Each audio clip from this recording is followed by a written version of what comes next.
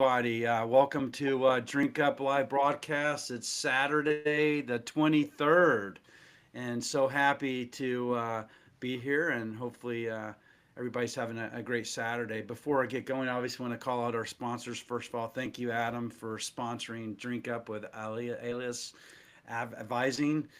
Really much appreciated. Obviously, my company and Alicia Varga's company, Bev Assets, and then I'd be remiss not to always call our friend Jay Williams at Freebird. Have you heard of Jay, Joy? Yes, I have. It's a good Everybody, name. everybody knows Jay for some reason. He's just blown up, and he has an excellent water. So he sent me a bunch of cases of water. So as I drink the water, I'm going to call it out. But it's a Love great it. brand, great person, and personality behind it. So thank you, Jay, for that. But Joy, welcome to Drink Up. Adam, welcome again. Caress is our producer. She may pop in or pop out. So we're trying to figure out that whole process. We have a producer mode, non-producer mode. So we'll figure that as we roll through. But welcome. Thanks for taking the time to talk with us. You're welcome. Thanks for having me. I'm excited. And the water looks delicious.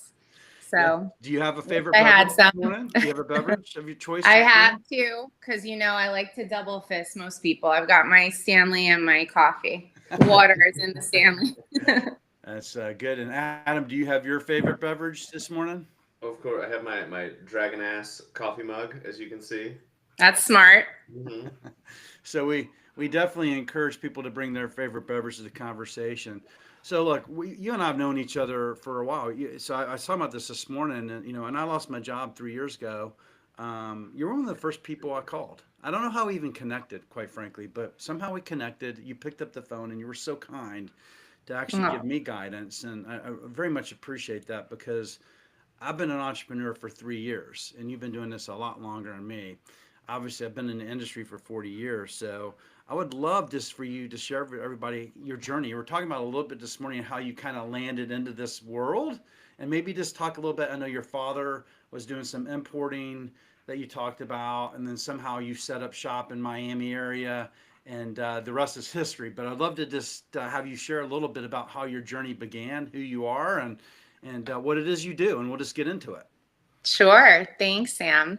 So yeah, we were tiptoeing around everything, and I wouldn't be in the industry without my father. And his father was in the industry too, and there was prohibition involved before that with my great grandfather. But I had no interest in being in the family business. I went to college. I was the first family member to attend, and I wanted to be a psychologist, which actually comes in handy in this industry, I feel like. But yes, my dad was an importer. He worked at the distributor level. He built his way up. He was a shoe shine boy. And Wait a minute, hold on a second. What is a shoe shine boy? Yeah, so he says that he would just park himself wherever made sense. So maybe outside the bank or, somewhere where people were going to be walking in a nice suit and dress shoes. And yeah. he would just have a little bucket out and say, hey, back then, probably 5 cents, shine your shoes before you walked into your meeting. He would Wow. do so many creative things. He was a paper boy, he grew up in the 30s, so he had to get creative. And he had three brothers. One was younger than him. And actually, I think he was the oldest out of three, if I'm not mistaken. Uncle Mark might have been a little older, actually. Your Anywho, dad, your dad's still here because I watched a podcast with him, with you and your dad. yes, he's going to be 89 this year. Oh, So that's he awesome. is, we call him a cockroach. He's not going anywhere. But yes, so didn't have any interest. And my dad had a secretary at the time who had a bad car accident. And where his office was on Long Island in Great Neck was near my college. And so I had to start popping in there for little things. Hey, I need a purchase order reviewed and I need you to look at Grace's file or, whatever it may have been. So it started out like back of the house business, very bleak. And then it would turn into things that were a little more exciting, like, hey, do you want to go work this event? And it was, a gorgeous Make-A-Wish Foundation charity event that we were pouring and sampling at with our family brands at the time because we owned a Prosecco. And I was pouring, and then, you know, I wouldn't have a name badge on for that necessarily, but maybe someone would recognize me because I did grow up in the industry. I have 2 half brothers in the industry. One works at Empire, New York still. Okay. And back in the day, he was running Absolute. So everybody knew my brother, Craig, and they would say, "Hey, are you Craig's little sister?" And I'd be like, "Yeah, you know." And then they would ask me questions about the products I was sampling. And then I would just get in, you know, a conundrum because I didn't know what proof meant. So you started out just like, you know, like many of people starting in our industry is sampling product. Yeah, for sure. Yeah, and that's a path into our industry, right? And it's a good path. It's a good path. And I feel like it's guerrilla style. You get thrown in the pool with no water wings. You don't really know what to do. And, you know, it's either, for me, I had that psychology aspect, but if you have sales in your background or not, you know, I feel like that's something that you can be taught. But personally, I feel like it's either a gene you have or you don't. As you said, Sam, there was something that connected us. It's just the way it works, right? Like either you are selling yourself intentionally or not. And I just feel like if you're a natural people person, that comes through. And if people like you, they're probably going to want to sample what you're tasting on the table. They're probably going to want to buy what you're selling. So that's how I started. And then my dad needed to open up with his products here with Southern in Miami. And he needed someone to come down and open the office and just kick off and do a GSM. And I started doing ride withs and all of that. And same thing. You're just thrown in it with these distributor sales folks. It's like, okay, here's my product. Here's the situation, how it works, key benefits. And you were just pitching. I have crazy stories. Like my first GSM here in Miami, because again, my dad was just like, she'll figure it out. She's good at sales. She's my offspring. She's got it. So I walk in and I'm dressed in something professional, but very New York, you know. I think I was wearing a skirt with tights and something, you know, heels, and everybody else is in, you know, jeans and maybe a button down. So I already stood out like a sore thumb. And then I had made the mistake of having a little fishbowl that I passed around the room saying, "Hey, put your business card in it," because I knew you only had a certain amount of time and I wasn't going to go. This was before like smartphones and cell phones, it sounds like. I think I had a Nokia. I think I had a cell phone that you just started text messaging. But yeah, I had a little business card scanner. So every time I get a business card from someone, I would scan it in this little semi computer and you plug it in with a USB and everything would go into, you know, your email. So that's what I was trying to do. And some schmuck put dollars in there. So, I mean, that was what I had to deal with when I came to Miami. I'm like, okay, this is different. You know, I'm not in Minnesota anymore, Sam. Like that was crazy. But yeah, so that's how I got down here and then haven't left. So I gotta ask, which I like. I'm definitely retelling that story of just like, it just feels like one of those like, yeah, kids, once upon a time, like you couldn't just tap your phone next to someone's phone and get their info. And the creative people literally passed around a bucket and said, put your business card in it because they weren't going to walk the whole, like, that's genius. Thanks. There has to be a story though between, like if I'm understanding the timeline roughly accurately, you're going to school for psychology, but you're getting not even pulled in, invited in, right, to this world of samplings and brokerage and alcohol and all that. And sounds like having a good time, but like there has to be at least a brief story of like the inflection point where you're like, shit, which horse am I, you know, which dog thanks am I for cuffing, by the way, because Joey and I were talking. Yeah, I was worried. He has the first word, by the way. Sorry. Yeah, I was worried, but thank you for breaking the ice. Yeah, so listen, I had my degree in psychology. You had to go back for a master's program. So that was the turning point. I got engaged. My husband and I had been together at the point for about a year, and he asked me to marry him. And now we're supposed to be moving to Florida for me to do this. So we had to kind of pause that excitement. And since we were living here, we were like, okay, well, let's see if we want to maybe plan the wedding here or pause, go back home to New York. So that's what happened. I stayed here. And for me, it was the first case sale that was like so hard, but also exciting, right? So I had someone who's still in the business. He actually moved to Vegas now. He used to work here. His name was Anthony Caparelli. And he was like, okay, I'm in charge of all the hottest spots in South Beach. I'm going to intro you to a couple accounts. And so he took me to Prime Italian, and I met a guy named Michael there who randomly enough, because this business is so small, but also, you know, it's big, but the good ones stick around. I ran into him up here where I live in South Florida. It's a little bit more north by Boca. And I ran into him, which I haven't seen him in probably 17 years.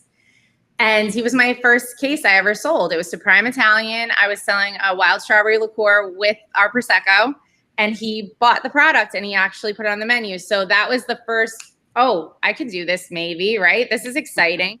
And back then we were allowed to give free goods. That's why my dad wanted to open an office in Florida. He called it the Wild West.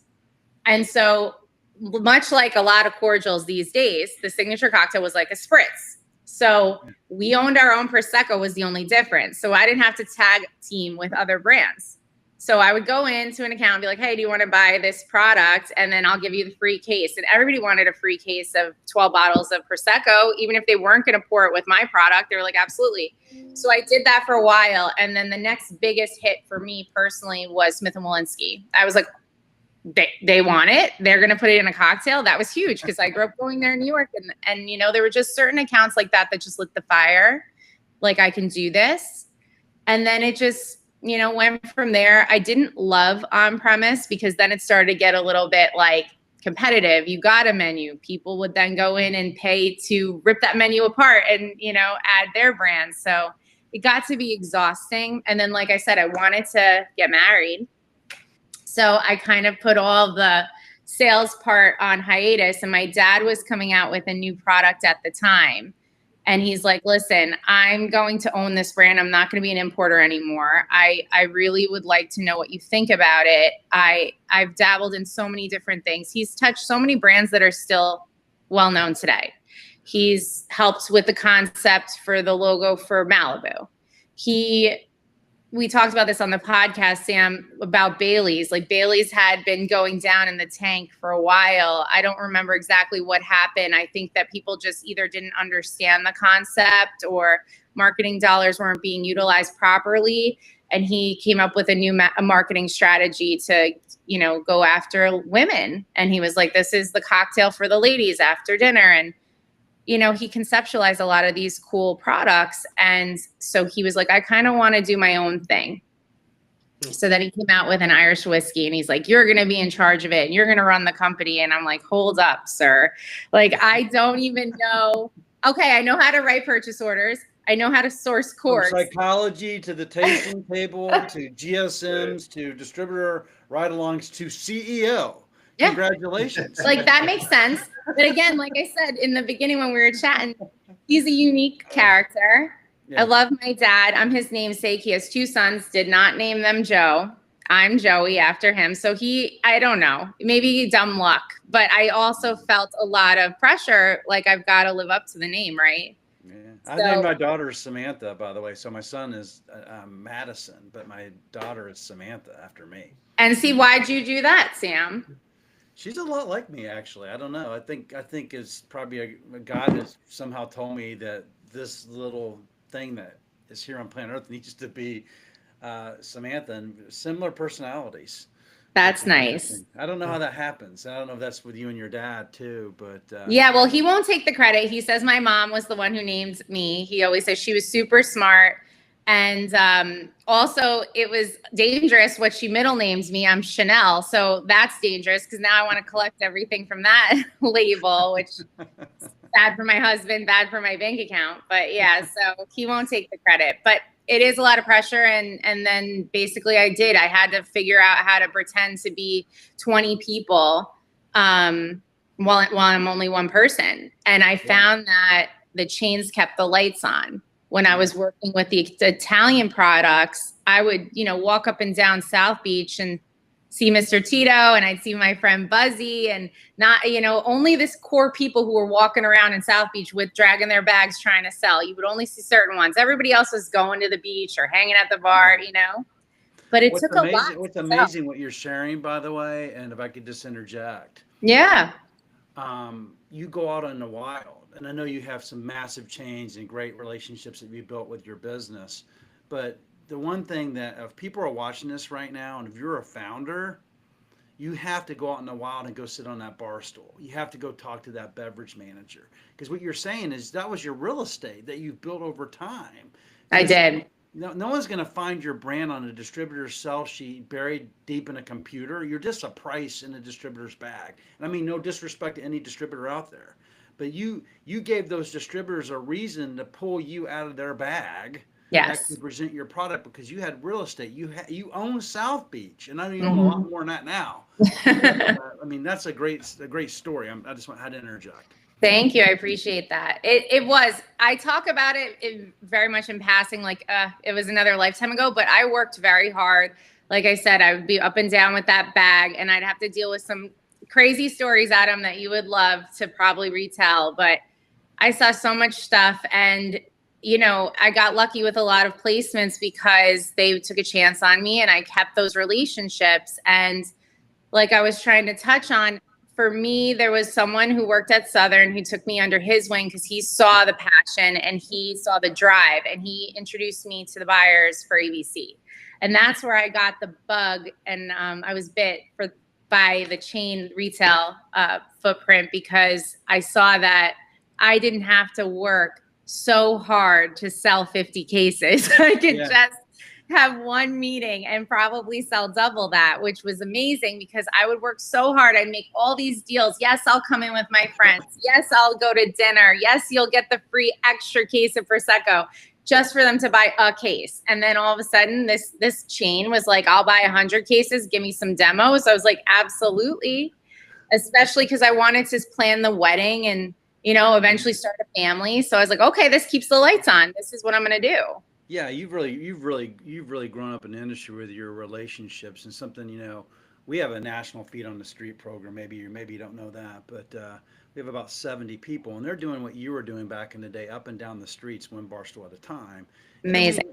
We hit some chains, but I think you need both, right? You do. Brand needs both, and you can think of our organization more like the tortoise.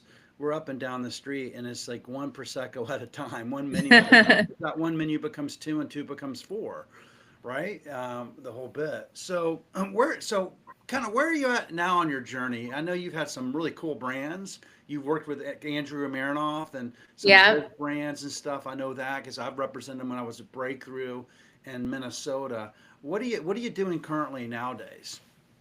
So my passion is craft brands. And yes, so Andrew had Chinola back then. You know, I was with them for nearly 6 years. And when I first was with them, they were not interested in chains. I think they had a few indie placements, but everything was on premise because it was a cordial and it was mixable. You know, they don't love this phrase, but it was bartender's ketchup. You could put in anything and make it better. And I just was like, listen, you guys got to get this into the consumer's hands from a retail standpoint. I had done this with the Italian cordials.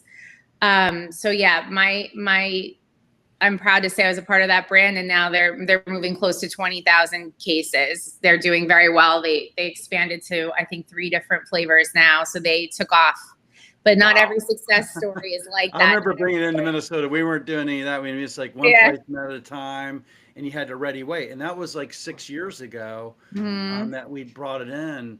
But it's a great story that there are 20,000 cases today, but that didn't happen overnight. That happened a lot of hard work that you did. Like, maybe share with everybody, you know, I know you're talking about your journey, you had them, but like take a brand like this, and we'll get back to your journey. But how did you get from 0 to 20,000? It just didn't happen. It wasn't just me for sure. A lot of on-premise help, because if you go, you know, try a cocktail at a restaurant, then you do potentially want to go buy it in retail. And that's where we were trying to make the dots connect. Yeah. Where it really took off for me with them with chains was right before COVID. I had asked if I could submit them to Total Wine. And it was kind of like, we're not ready for that. And timing wise, I just kind of was like, I'm doing it. I'm not going to ask for all the stores in Florida. I'm going to ask for what I call pilot launch and just maybe get 3 to 5 stores. And literally COVID hits right when I had submitted all this. So the timing was everything. I got super lucky. we got the 3 stores, and at the time, Total Wine was still doing demos. You had to have the plexiglass, you had to have your masks and gloves, but they were allowing demos. So that's what we did. We started during COVID with the off-premise retail chains. Wow. Prior to me coming on to Chinola, the founders had a conversation with, the Breakthrough members here about ABC. And the rules in Florida are you should prove concept in Total Wine first before going to ABC. There's a lot of reasons why people say that. Obviously, if you want to do a direct deal with them and just skip over the competitors, fine. But ABC is very hard to build your brand. It's just like the next level, which is Publix. And I always say I love to partner with Total Wine because I feel like they give everybody that they feel is going to scratch their back, they'll scratch it in return. And I feel like they'll give everybody a chance, where ABC is very, very selective. Yeah, it seems like that's the path. Number one is Total, then you try to get into specs, and then from specs you go to ABC maybe. Yeah. I don't know, I've kind of heard that path a little bit, because then it works. They look at all the others' websites, so it's true. But so with Chinola, we did that. We slowly built each store up. So we started with, I think it was a 3-store launch with their main SKU, the passion fruit. And then I want to say by August of 2021, we had full national distribution. And obviously then we had to build and get more distributors to help us fulfill those orders. And then the rest kept building from there. We did ABC because the founders had this discussion. And then apparently the rumor is one of the buyers' wives tried Chinola, and she was like, you got to bring this in. So then they gave them a pilot launch of, I think, 25 stores, and then proved concept. And we grew up to. That's why Liquid to Lips works, by the way. So 1,000%. What you're describing is you just didn't get distribution because they wanted to. You had to activate that item inside the store. I'm assuming you were touching it and activating it with samplings, a lot of sampling events with it. We did a lot of samplings. I personally did samplings. My sister did samplings. Anybody who wasn't scared to get COVID and go work in a store. And we just, the list grows from there. We got Publix distribution. And then right before I left, we got Whole Foods. So that was, for me, the cream of the crop. I had never worked with Whole Foods in my life. I'd never had a brand interested in getting into Whole Foods that I had represented. And that was the dream. And that was the last final chain. And then, like I said, they just launched Pineapple. So they're moving and grooving. That's amazing. So that's their story. But with my brands, at the same time, I had Kate Cap. It was my agency at the time, named after my older son, Caden. And we basically were a team of 3 people. We have different types of levels of distribution connections. So if you did have a small craft brand that didn't have traditional distribution, maybe they're working with Park Street or MHW, I can get, creative and help you with programs just with Total Wine potentially, or just with specs, places where you don't necessarily have to. What comes first? I'm coming in. I'm sorry. I just have to ask you because no, it's fine. So, brands come to us and like, okay, I need 2 things. I need a distributor, I need a customer. It's like the chicken and the egg problem, because then you have a distributor like, hey, I'll bring you in, but you need a customer. Like, I'll just go to Chicago. A lot of distributors say, hey, if you can get into Benny's, then I'll bring you in. And it's like, well, it's just like, so how do you overcome that? Like, with brands? Honestly, all of that for me, it is chicken and the egg, and it is relationship based. We'll start with Benny's because you're talking about Benny's, right? Yeah. They have a clearing partner called ProMark that they use. And it is kind of like that. You can have a meeting with the owner of ProMark and they could be like, yeah, of course we'll bring you on. But yes, you have to get authorization that Benny's is going to bring you into X amount of stores. Yeah. Or it could be that Benny's is like, okay, we like your product. Who's your distributor? And then you're like, well, we're not set up yet. We'll talk to ProMark. And they're like, no, forget it. And on to the next. So it really depends. It's case by case in my experience personally. My dad had a relationship with Michael Binstein, so there was always, that lifeline for me. But when I was building Kate Cap, I didn't want to utilize my dad's connections, even though some people may think that was silly. I was talking about this yesterday at lunch with him because he was so mad when I got married. I removed Ballin from my name and didn't hyphenate it. He was pissed. He's like, are you stupid? he was talking to Harvey Chaplin's widow about it. We were at lunch with her, and her name's Roberta, and he was just like, could you believe that? Could you believe if you remove Chaplin from your last name? Like, what are you doing? I'm like, it's not the same weight, Dad, but okay, you know? And that was funny because he, you know, like I said, I have his first name, but I guess he wanted me to keep the entire thing. But yeah, so going back to how does it work, chicken or egg?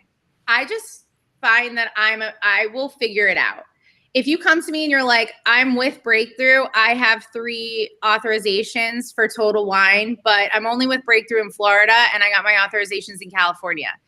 It doesn't mean that Breakthrough in California is going to bring you on for 3 authorizations at Total Wine. It doesn't, you know, they're very tough with who they bring in, especially right now in California. So I would say, listen, why don't you sign up with Park Street or MHW? Yeah, they have the licensing to sell your product. And yes, they are a registered vendor with that chain.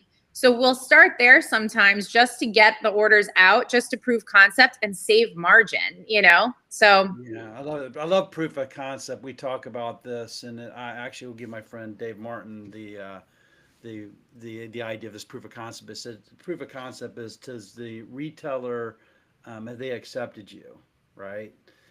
2, as the customer started to know who you are and actually you know, willing to purchase you, and then 3 is the consumer willing to pay for your product regardless what the price is. If you can do those 3 things, that's proof of concept, right? Because if you're talking to someone like Benny's, Specs, all these accounts you work with, they're going to want to know, I think, those 3 things, right? So MHW and Park Street is a great path for brands, for sure. Or we have this concept called pass-through distributors that we use. okay. I think pass-throughs are trying to figure out a little bit about what they charge, because it's basically a logistics company without the sales force.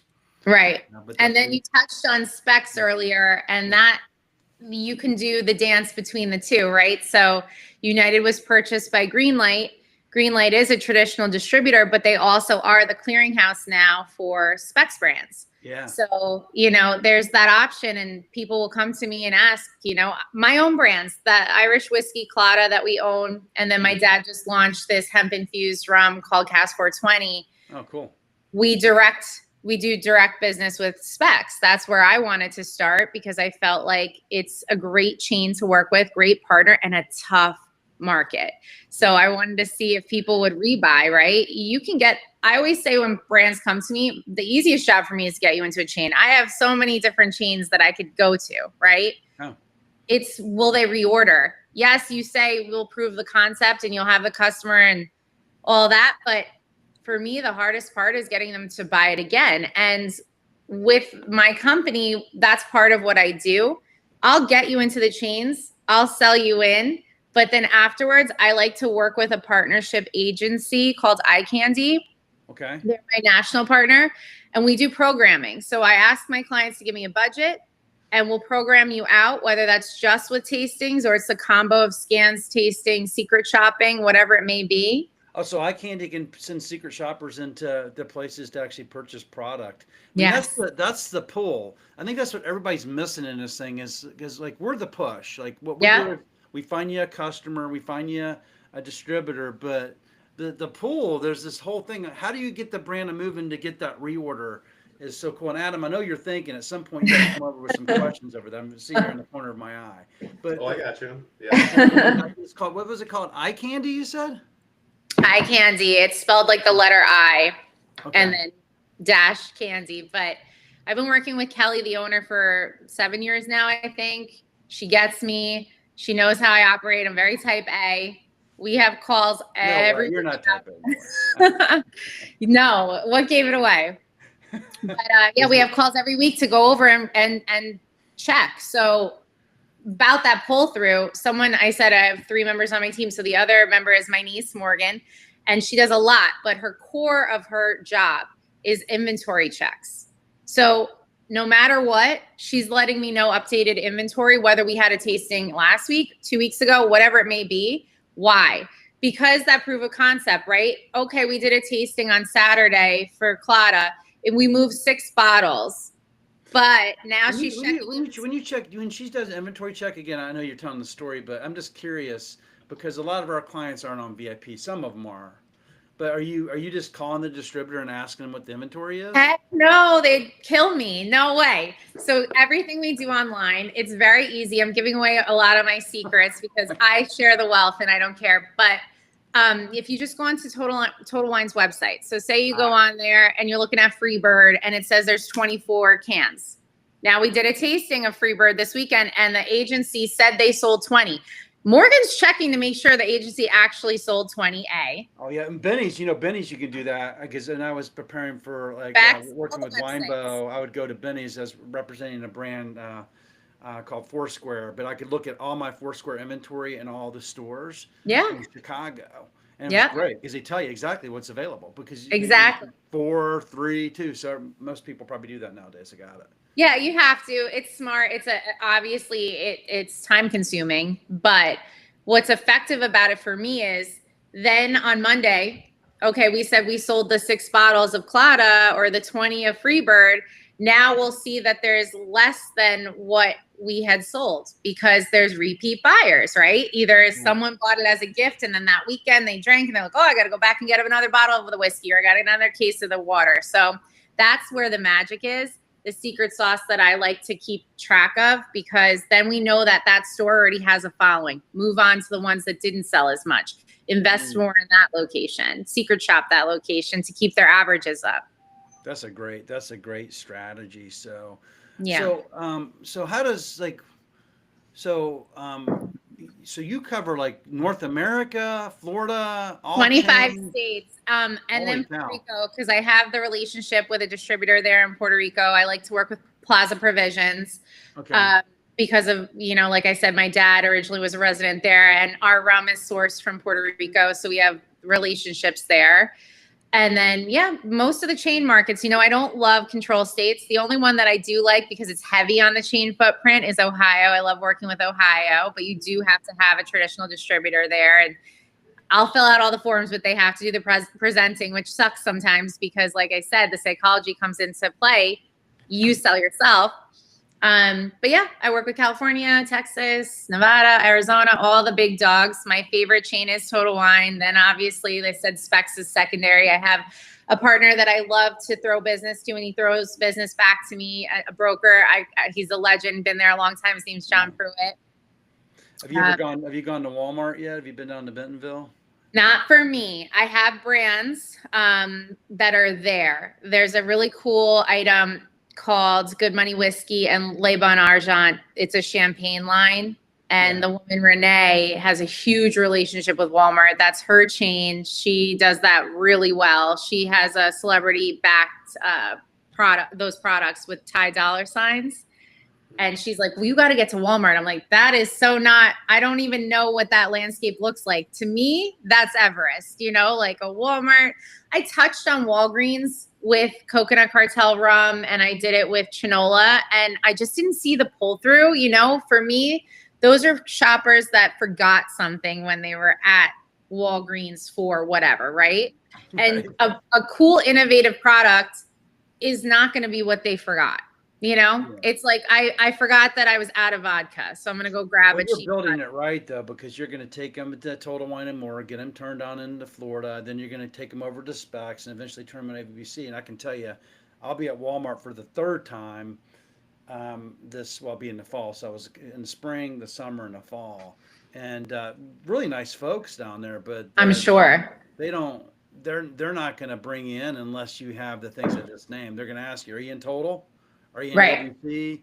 Are you in Specs?" Matter of fact, we have a brand that's really hot, a tequila called El Texano, and it does we'll do about 30,000 cases this year in Texas, but Texas only, really. And he's starting to build out distribution stuff. So Walmart wanted to see the brand, right?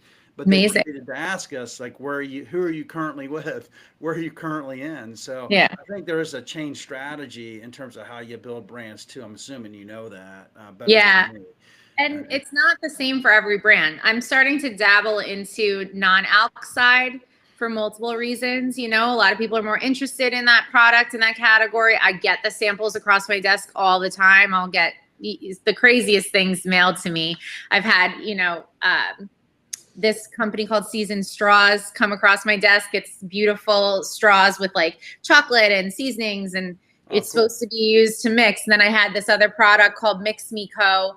I have it back there. It's a local brand here in Florida, female owned. They're mixers in a packet, all natural flavoring. And I like them because I can't just drink tequila on the rocks. I love tequila, but I like to mix it with either seltzer and lime or whatever. Those you can bring anywhere. So you just like rip them open and pour them in, and it makes a nice cocktail. So I've been dabbling in the non-alc space where you don't need traditional distribution. Some people do come with like a Kehi, like my brand Free AF. It's a canned cocktail. But those products I mentioned before, they could direct ship, right? And so I've reached out to the Hy-Vees of the world because I had a relationship because of Minnesota. But I haven't gotten into Walmart yet or had a customer ask me, but I did have a customer come that has a lemonade product, and they said that they wanted to go to Walgreens regionally. And that's something that I'm going to start to work on for next year is look at. If you build your path though, like you're doing, you can certainly go down. I would say go to Walmart like in the spring and go talk to them. And then there's like, and I can connect you, but there's like Thank you. There's an NA buyer, and then there's like the adult beverage group, but they do everything in the summer, obviously. And then they're making their final decisions like right now, like in the fall into like October, in terms of how they do their sets. But if you already have the path and you can hit their minimums, they're going to talk to you on your brands, and you're doing that, which is awesome. So Adam, we have a question coming in from Alicia. Do you want to take the question? I would love to. I also, because I do it too, I love when I see Sam fanboy out over a conversation. Oh my gosh. It's heartwarming, because I do it too. It's I don't know, it's cool.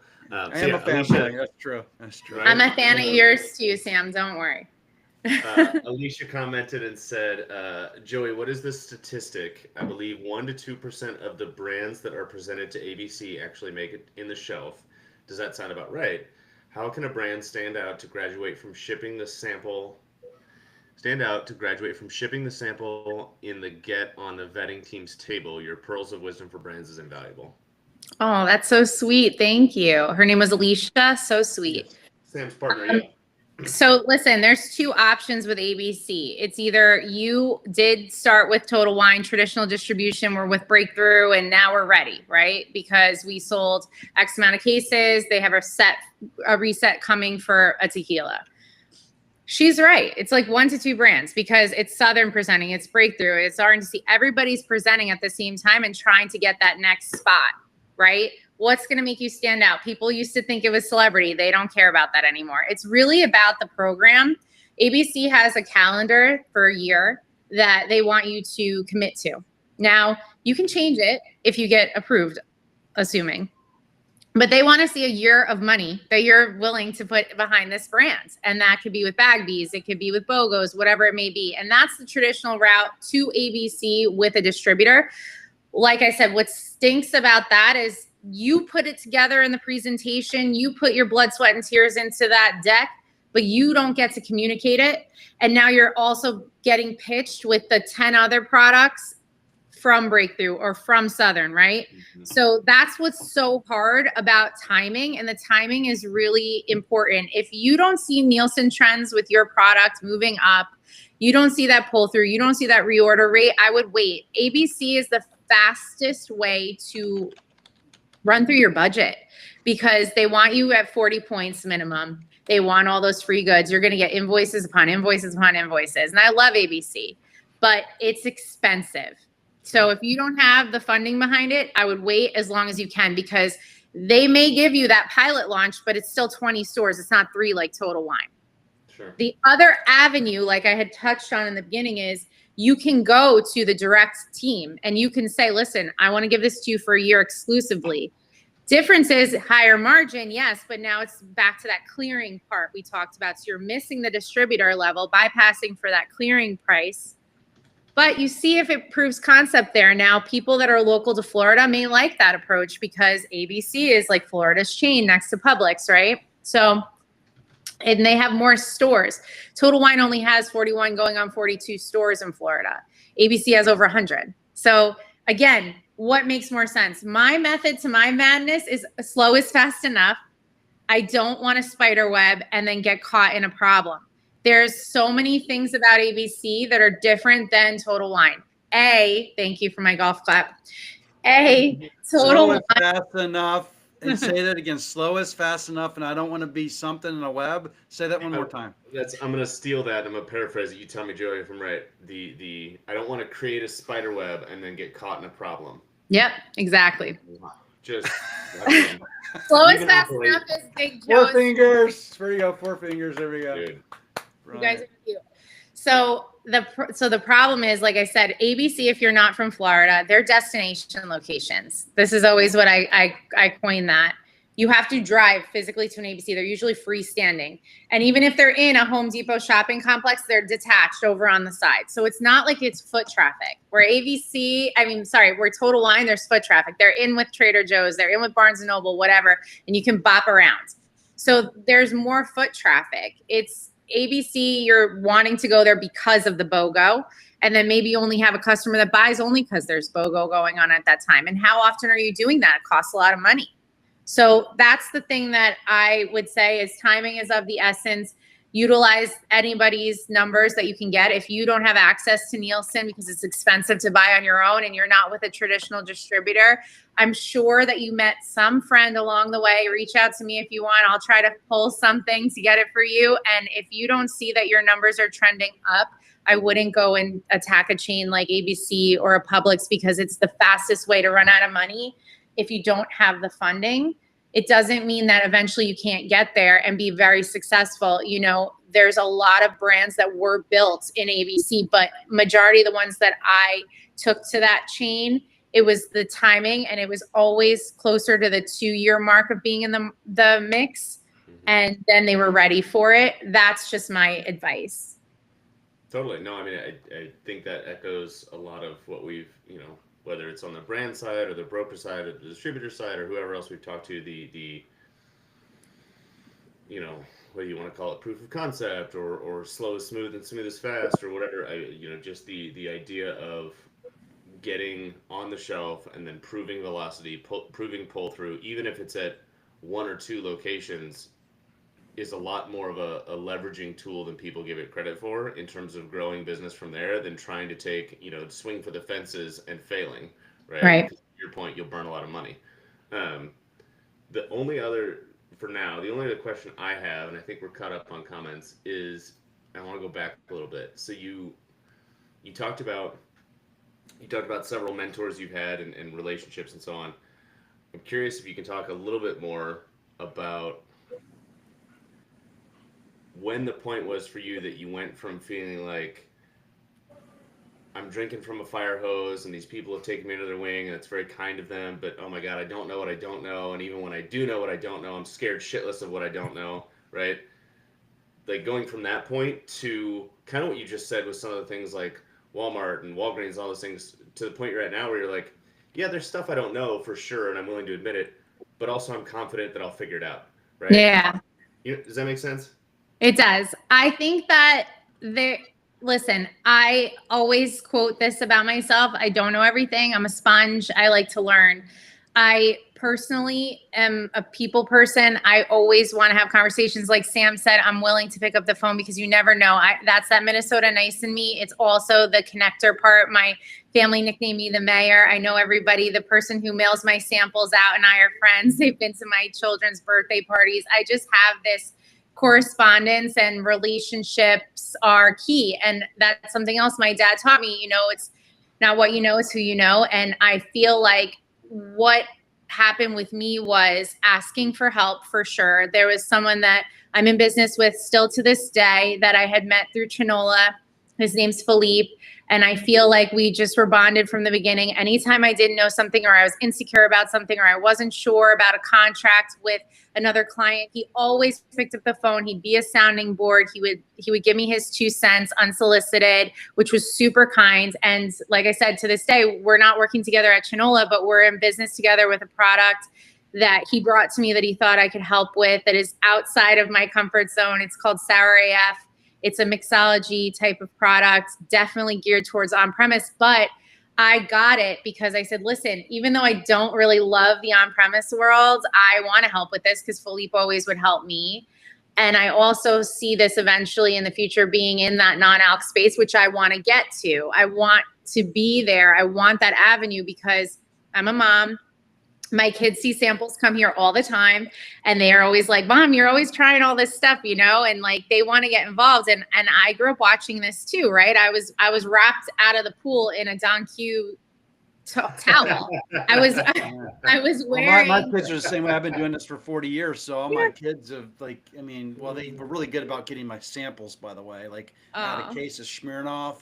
And I went to open up like one of the bottles, and I was like, that looks like really weird. Like there's like some stuff like that. And I went to taste it, and it was water. So they switched out the vodka for water. Yeah, see, I'm worried about that in the future, but as of now, you should worry.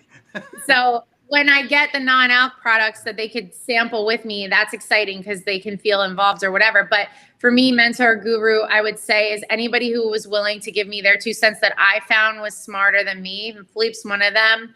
And yes, the chain guidance. I have a lot of good connections with the buyers that facilitate these deals. I'll write the decks. I'll do the forms, but I need like Jared from Breakthrough here in Florida to pitch it to ABC, and he'll spend time with me on the phone and he'll care. And Jenna Opie here from Breakthrough too. She is such a good friend to me, and I'll ask her when a client comes to me and I'm not sure. I'm like, you know, a THC product. I'm like, do I belong selling this? Do you like this? Do you like this product? Have you seen this? You know, she'll bounce ideas back and forth with me, which is very kind because she's super busy too and doesn't need to do that. So I'm very lucky with the people that I have reached out to, and that they're responsive and that they'll trust my judgment and I trust their judgment. But you have to ask. You can't be scared.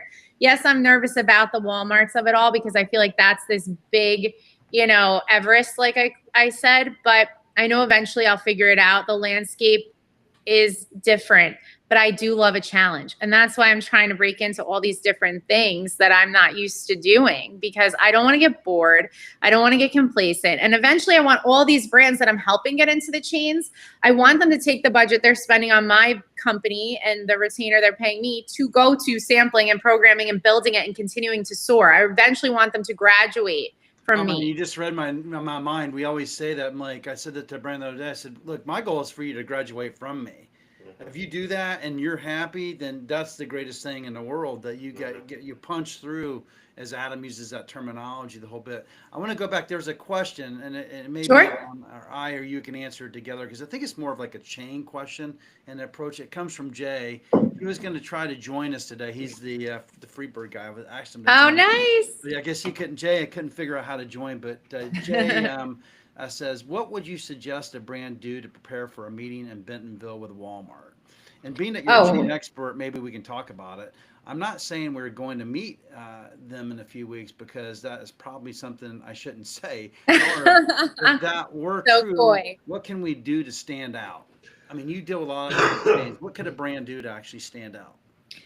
Like I said, it's the romance. You have to just really have the passion behind your product and really know your facts about your product. A lot of these big chains right now, they're looking for the story like always, but they're also looking for the purpose, right? So if he's water, what made him get into water?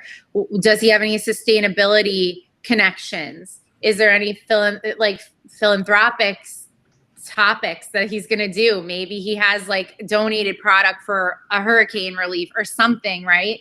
They all love that. They eat it up because that's the nature of the world, right? We have these tragedies happening, and he's in water, so that's something that's an essential to life. Maybe spirits aren't, but some would disagree. The water, it's a very competitive category. My brother used to sell water, and I feel like what you have to do to stand out is definitely packaging. He has a name, right? He's got a great name, and he has a great package. But of course, we know that he's going up against potentially someone else, right? So he's got to stand out. Liquid Death. He's going right after him. Maybe. But they don't. But listen, Liquid Death's plan with their name, for me personally, when I first saw it at a concert, it scared me. I'm like, what the hell is that? Like, what am I drinking, right? Freebird, that's the greatest song. Like, we know that song. Let's just get down with this product. It's, so for me, what would you do to stand out? Romance about the story. If you do any have any sustainability connections, bring that up. If you have anything cool about the story of the product, of what got you there, and I would highlight that, because why water? Why now? We have all these other brands. What made you get into this avenue? Is it a cheater brand? Is it not? Right? They're going to ask you the hard questions. And as long as you're honest and you're forthcoming, saying, listen, I'm going to do X, Y, or Z, and you actually do X, Y, or Z, you've got a partner for life. The biggest problem with chains is that people will overcommit and underdeliver. They will say, I'm going to do tastings, and they'll stop after month 1. That's a big, Yeah, I mean that's the true. I think also having the courage just to say no, I don't want to be there. Like we're at Walmart. Like we had a little sangrita, and we said, look, we just want to be in your Hispanic store set, and we identified what the set was for the sangrita. First of all, it wasn't selling all the Walmarts because it's $19.99, and most Bloody Mary mixes were around under $10. right. Right. So it's not gonna sell. But we did, if we were offered, I think if you're offered something, sometimes have the courage just to say no. You don't, like, even with Total Wine and More, I like what you said. You talk about the test stores. Yes. Maybe like in the stores you're in, you better make sure you're successful, because I had a brand in Texas and we were in 45 Total Wines and Mores, and I won't say the brand to be fair to the person. Yeah. But we got discontinued. You know why we got discontinued? Because it was not selling. You had too many stores. Right. And then I was in Benny's in Chicago, same brand, by the way, and it went on the end of Ben. I'm like, oh, that's great. I'm on the end of Ben. You do not want to be on the end of Ben. Yeah. That means that he has discounted you and he is blowing you out to get rid of you. That's the last place you want to be. So you're right, as being really, like, if you're going to do tasting plan, you commit to that. Make sure you fulfill your commitment to do those things, the whole bit. Absolutely. And it's hard because, listen, there's a lot of brands that will come to me and either they didn't get approved from Total Wine, or they've gotten weird locations, right? Like I had a brand come to me recently that got California, which spirits can't be sampled there. Yeah. And then they got New Jersey, same situation. So they're like, what do? We have budget. How do we get people to see our product? And that's where I come in with those unique, secret shops. Or in California, we put the product in a atomizer and spray it so they can at least smell it, the customers. It seems silly, but you have to get creative. There's so many tricks in the bag and stuff like that. Can we transition? We only have a few more minutes. Yeah. On a couple of things. One is we ask everybody this question. So I want to make sure I get the question in before I ask you some more questions. Okay. This has been awesome. I hope you're enjoying the visit. I certainly having a great time. I'm a fanboy for sure, as Adam would say. So Adam, you want to take the question? You know what I'm going to ask. Oh yeah, no, for sure. Excuse me, getting over a cold. Okay. So the question is, and we ask this of everybody, is for you, what's been the difference between success and failure? For me, the difference between success and failure, I think that when your name is a solution, that's success, right? So as I was saying, there's some distributors that will intro me to brands. I think that's a massive compliment. My entire business has been built off of word of mouth. I think that's huge. Mm-hmm. Failure for me, I feel like I'm competing with myself all the time. I come from very, very tough stock. So I feel like for me, failures may not be the same as most people. For me, failure is when I can't get a brand to listen to my ideas after I've already proved that maybe I was correct about something. That to me is failure, because I want people to trust me and I want people to believe that I believe in their product. I don't just collect brands. I pick brands specifically to curate them because I think I can do something with them and I want to be a part of their story. And it feels like a failure to me when a brand maybe doesn't renew with me because they think I'm wrong. Sure. And then it's sadder when I see that they are discontinued, when I know that maybe if we did what I thought, we might not have. So that's hard because I invest in every brand like it's my own because I'm a brand owner. So I don't know how to turn that off. Yeah, that just like resonates with me on so many levels. Like we've had a brands that have early success. We got into Sprouts nationwide. We're selling 100,000 cans. I'm like, yeah, but what are you going to do next year? Like, what do you Right. mean? I mean, how are you going to get the reorder? Because after you're done with the innovation program, there's 18 more brands that are going to go to the innovation program, and you're not going to be there anymore. So Right. what are you going to do to actually build your brand account by account, store by store, bartender by bartender, liquor salesman by liquor salesman? What are you going to do? And Right. some of them are they don't listen, and they continue to go. And I did a white paper on this. And I actually talked to a brand the other day, but the failure rate's 90% plus on brands in our category. But if they can find someone like you, they have a fighting chance. But they need to listen to you. And the Mm-hmm. stuff that you share here, if people aren't listening to what Joey's saying today, if you're not listening to what she's saying, you're missing an opportunity. And if you're not connecting with Joey, matter of fact, Jay Williams actually wants to connect with you. Oh, nice. I Thanks, will, Shay. I will make that connection Thank you, for sure. Sam. He's a wonderful person, and oftentimes people do find us here. Okay, with the last few minutes, I want to talk about the category. I read stuff on LinkedIn every day that alcohol's dead, and Right. NA is the next big thing, the whole bit. I'm just curious. I'm gonna ask you a question. Actually, my friend Chris Overley asked this question of me, as Optimizer. So, Chris, I'm gonna steal your question. But Joy, is alcohol dead? Well, I think we're under attack for sure. I think our business often goes through ups and downs. My dad and I were together yesterday, like I said, and we were talking about this, and he's like, there's a war, people drink. There's a this, people drink. They drink when they're happy, they drink when they're sad. It's recession proof. But like I said, there's always time and place, and there's always someone trying to be the next big thing. And I feel like right now the CBDs and the THC cocktails of the world are out there trying to steal our business for sure. But I don't think it has to be labeled that. I think there's room for everybody. It's just these liquor stores need to be bigger because they were not planning on that real estate as the last trend with the RTDs. I don't think liquor is dead. I think that the Surgeon General coming out with the reports is nothing new. I think we all know what we do is supposed to be in moderation, just like fast food, And I feel like there's going to be some brands that are going to be more under attack because they're successful, like Casamigos. Now they're under attack for their ingredients, right? Why? Because they're the most successful tequila in the longest, right? So this is just what it's going to be.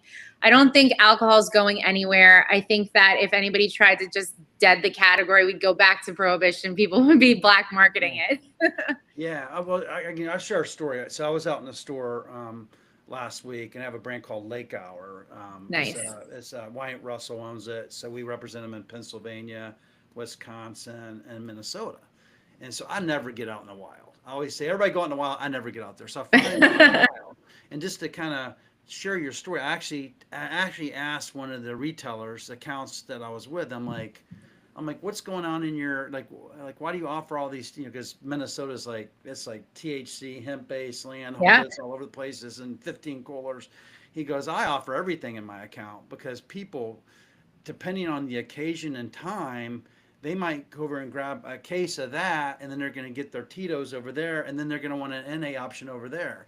And I don't want to. I'm competing against the zero proof store that's down the street, and I want to keep everything in my clients here versus going down to the zero proof store down the street. And basically, I think what he told me was, and what I heard was, that his basket ring is actually going to increase if he has those offerings. For sure. I think you said it. There's room for all of it in terms of it. Maybe at 2:00 or at 8:00, maybe I start with a Tito's, and then I move over to Remix or whatever, or J, Freebird, whatever. But maybe there's just different times that I'm gonna, bring alcohol in or not alcohol out. But But did you answer? So alcohol is not dead. Is that the question? I disagree. It is very much alive. I think that it's shifting in the consumption. And yes, I think that you can add to the basket. That makes sense. Do you know the numbers on alcohol? I can share them with if you don't. Share them. Let's hear. We're all dead. It's dead. NA business is less than 1% of the adult beverage occasion.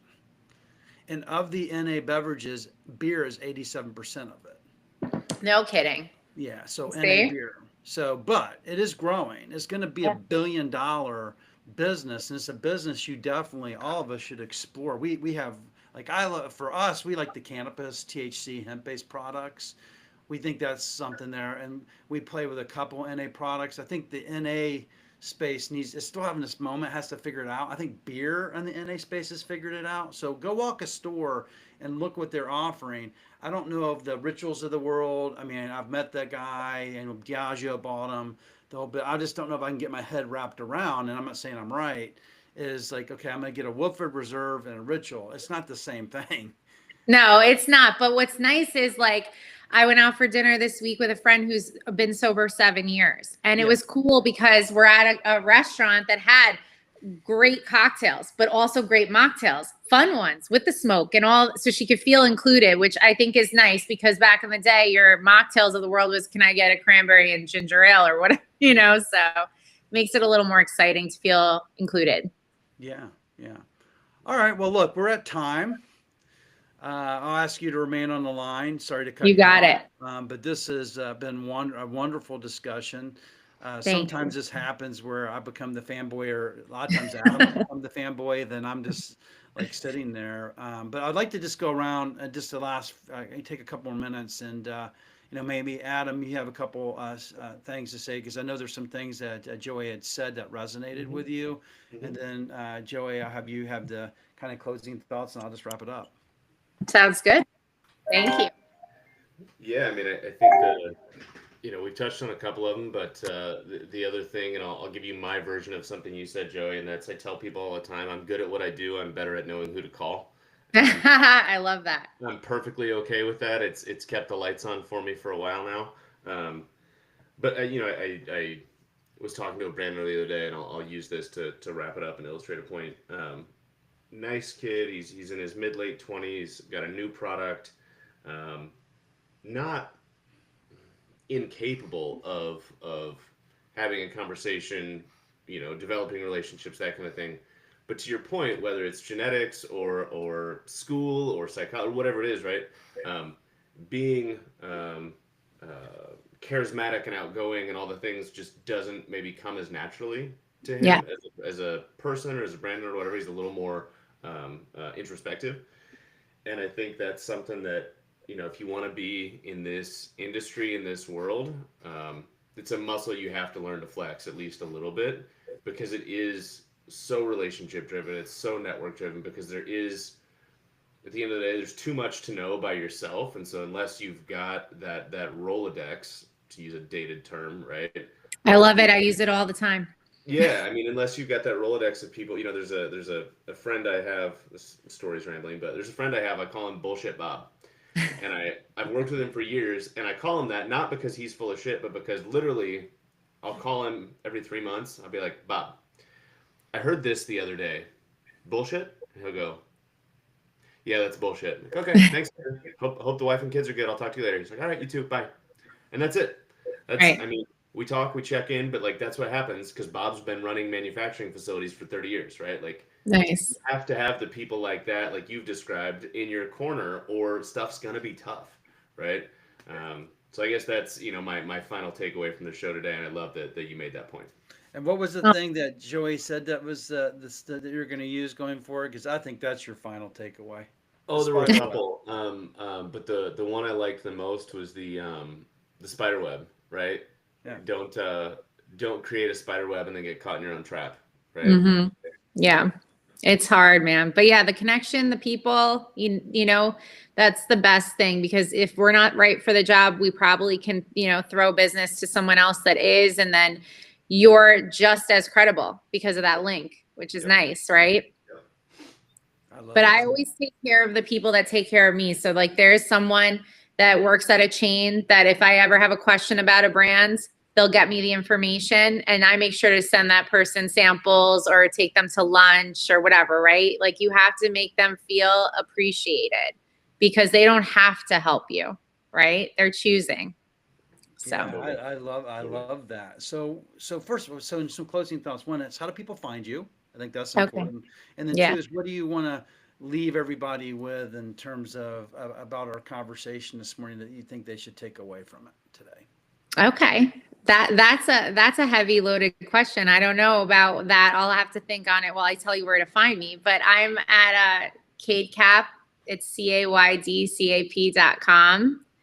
The link is on there. You can catch my info email, or my personal email is joey@caydcap.com, and you can follow me on Instagram. And you had mentioned in the beginning, Sam, I have my own podcast, and you're going to be on it, which is Sipping and Selling. We talk about all these things and, crazy business that we're in, that we love. What I want to leave people with is that it's a really hard industry to break into. But I think that if you trust yourself and that you find that you have some message to share that's amazing, or you created this recipe because you had a love for your grandmother and she used to make it at home, and now you want to put it into a bottle and share it with the world. I think that that's really special. And I resonate with those type of products. I like helping women in this industry because, it's more male driven and dominated. And I think that if you have a little bit of a fear, that's good. It's like a burning in your belly. And I think that if you just get over that hump and you just try, what do you have to lose? And even if your product isn't the best, or you don't think it's the best, it doesn't mean it can't be improved if you connect yourself with the right people to help you build it. Wow, I love that, and we'll make sure when we actually publish the actual podcast, we'll put information how to find you. Thank you. I also love the fact you talked about women. So I have a woman partner, and we're part of the Deborah Brenner's Women of the Vine and Spirits, as well as Diverse Power Brands ourselves. Love it. We're proud to be part of that community. And we many of our clients are women owned and diverse owned, that we love to help ourselves and give them a path.